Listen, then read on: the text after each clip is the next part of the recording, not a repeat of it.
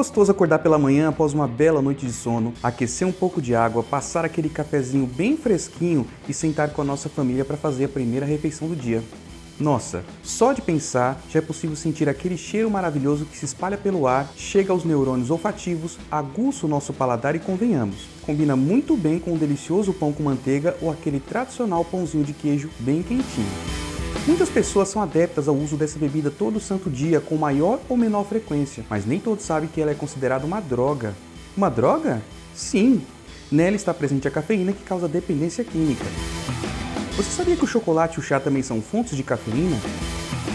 Calma, falaremos um pouco sobre a história dessa bebida, o processo brasileiro de escravização para produzi-la, a dependência química por ela gerada e depois disso saberemos se a cafeína é tão perigosa quanto os outros tipos de drogas. Vamos refletir juntos e mergulhar nessa viagem no tempo?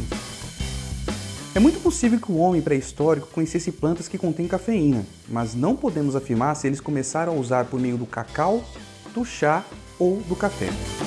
Há relatos que o primeiro imperador mítico da China, Shen Nung, iniciou a prática da fervura da água como medida preventiva para doenças. Em um belo dia, folhas de arbustos caíram na água fervente, produzindo a primeira xícara das trilhões que seriam saboreadas nos milênios seguintes.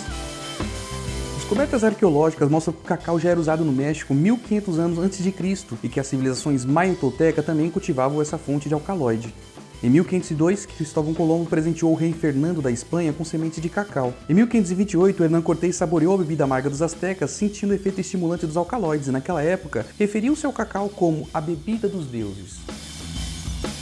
A cafeína foi introduzida na Europa por meio do chocolate durante o século XVII. Essa bebida era um privilégio dos ricos e aristocratas da Espanha, mas espalhou-se pela Itália, França e Holanda. Os holandeses foram responsáveis por levar o primeiro fardo de chá para a Europa no início do século XVII, e a partir daí as importações cresceram muito. Essa bebida mudou os hábitos de alguns países e na Inglaterra ela chegou a substituir a cerveja a alho como bebida nacional em meados do século XVIII. Existe um mito etíope que fala que as cabras de Caudi morderam as folhas e as bagas de uma árvore e começaram a dançar de pé nas patas traseiras.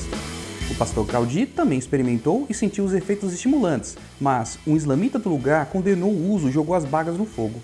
Ao fazer isso, o aroma delicioso emanou das chamas e os grãos torrados foram usados para preparar a primeira xícara de café.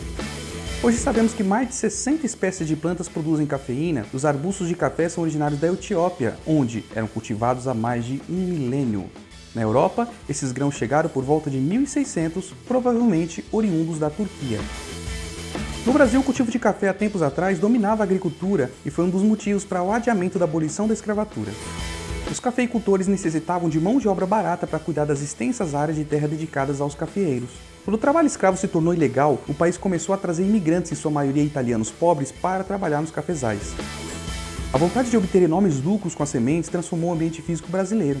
E isso ocorreu por meio de derrubadas de extensas áreas florestais, a produção de queimadas e a eliminação de animais nativos. Tudo isso para que a monocultura dos cafezais ocupasse o nosso território.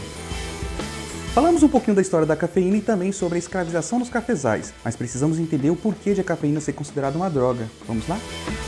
A cafeína é um alcaloide e também uma droga psicoativa, mas pode ser obtida sem grandes problemas em qualquer lugar do mundo. Ela pode ser encontrada naturalmente em grãos de café, folhas de chá, frutos do cacaueiro, noz de cola, folha de mate e em semente de guaraná. Também é um poderoso estimulante do sistema nervoso central e uma das drogas mais consumidas no mundo. Goethe, um poeta alemão e apreciador de café, forneceu ao químico Runge algumas sementes de café e delas foi possível isolar pela primeira vez um pó branco que conhecemos como cafeína. Sua estrutura química é muito semelhante aos alcaloides teofilina encontrados no chá e a teobromina do cacau. Essas substâncias químicas diferem em relação à quantidade de grupos CH3 presos aos anéis das estruturas. A cafeína possui 3 grupos CH3, a teobromina e a teofilina apenas 2. Essa pequena diferença confere os distintos efeitos fisiológicos causados quando ingerimos essas substâncias. A adenosina diminui a taxa de descargas nervosas, tornando mais lenta a liberação de neurotransmissores, o que pode induzir o sono. Quando ingerimos cafeína, ela ocupa os receptores de adenosina, impedindo que essa molécula possa desempenhar normalmente o seu trabalho. Dessa maneira, sentimos uma agitação típica com ritmo cardíaco acelerado, onde alguns vasos sanguíneos se estreitam e outros se dilatam, e alguns músculos acabam contraindo mais facilmente. Um fato curioso é que nas primeiras vezes que consumimos café, ocorre aumento do ritmo cardíaco e da pressão sanguínea, mas ao nos tornarmos consumidores regulares, o nosso corpo deixa de reagir dessa maneira. Popularmente, acredita-se a cafeína o papel de tirar-nos o sono, mas os efeitos são diferentes em cada pessoa. Possivelmente, aquelas que metabolizam essa molécula de maneira mais lenta podem ser acometidas por esse efeito ou se exagerarmos nas doses.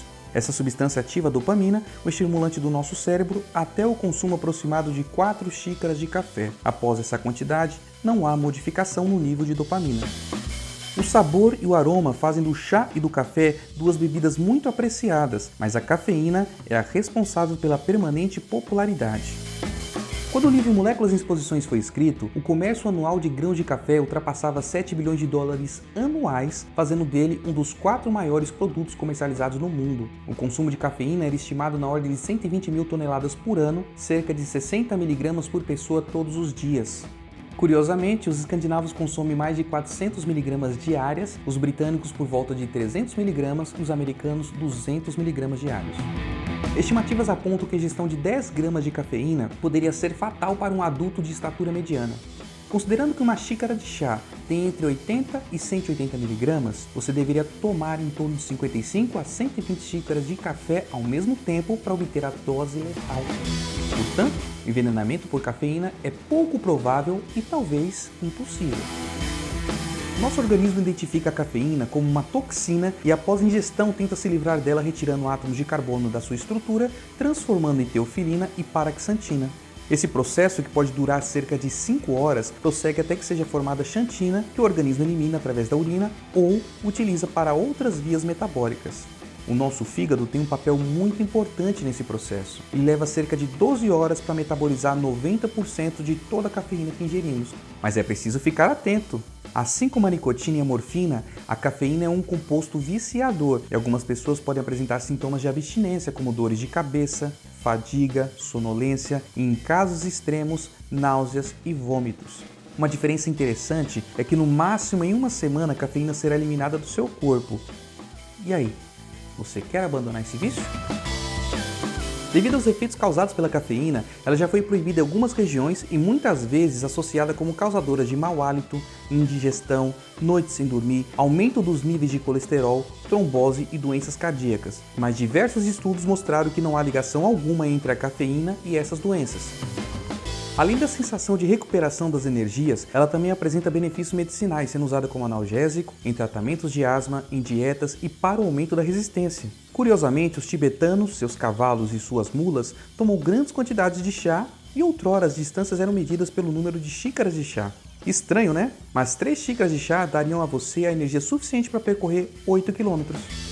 O chá possui algumas vantagens, pois além da cafeína, ele fornece o salicilato e 2 flavonoides, galato de epicatequina e o galato de epigalocatequina, que são associados à proteção contra um grupo de substâncias nocivas que atacam componentes importantes da célula, por exemplo, o DNA.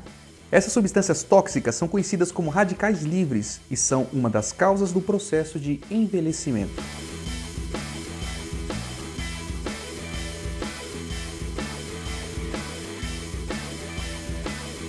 Fizemos uma linda trajetória até aqui para mostrar que o sabor e os efeitos do café sempre encantaram as pessoas no mundo todo. Faremos uso de frases e poemas de algumas pessoas famosas como Immanuel Kant, Milo Fernandes, Alexander King, Giuseppe Belli, Julia Wolf, Isaac Magese para compor a nossa última reflexão.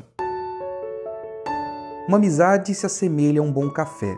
Uma vez frio, não se pode mais aquecer sem que tenha perdido muito do primeiro sabor. Então deixe de esnobar exigindo o café fervendo e deixando-o esfriar, pois a necessidade básica do coração humano durante uma crise é uma boa xícara de café quentinho. Então não se torne como homens desse mundo que, semelhantes aos grãos de café na máquina de moer, um antes, um depois e outro em seguida, todos acabam por ir para o mesmo destino. E lembre-se de tomar um chá para acalmar a alma e um café para despertar a mente.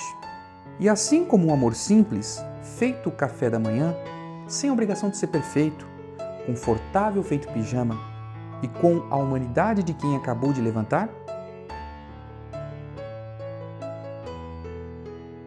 tenha fome de amar antes da rotina começar.